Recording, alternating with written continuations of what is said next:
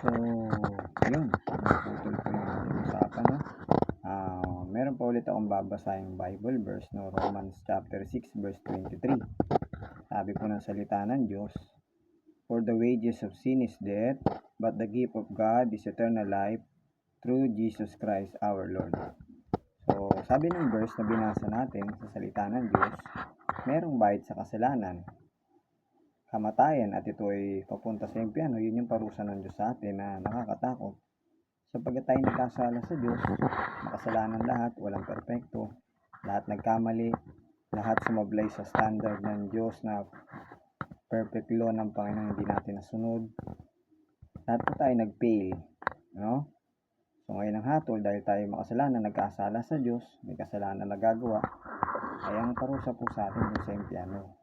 Yun po yung nakakalungkot nating pupuntahan at nakakatakot na lugar, sapagkat hindi po yung biro na lugar, destinasyon ng tao, ng kaluwa ng tao po, no? Kasi habang buhay yun eternal na paghihirap sa impyerno habang buhay. Yun yung parusa natin sa Diyos. Pero magandang balita po, merong paraan para ang tao maligtas dun sa impyerno, no? Sinabi din ng verse na binasa natin, merong regalo po ang Diyos sa atin na buhay na walang hanggan, no? Regalo ng Diyos.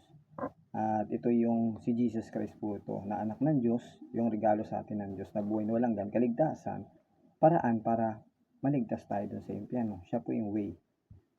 Bakit po? Bakit naging way si Jesus? Simple lang po. Siya po yung nagbayad sa ating kasalanan doon sa krus ng Kalbaryo, ng dugo buhay niya, nag-shed doon.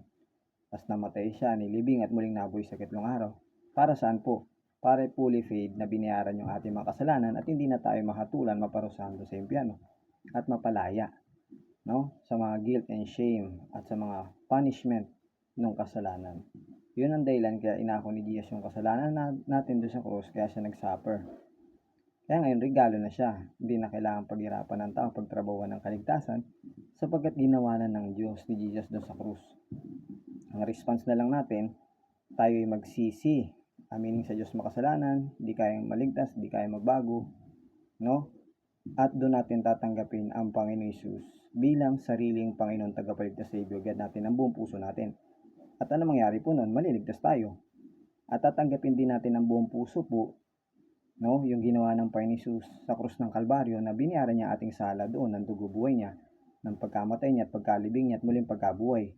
Pag tinanggap po natin yun, yung ginawa ni Jesus sa krus ng Kalbaryo, yung gospel niya, ng buong puso, tayo po maliligtas.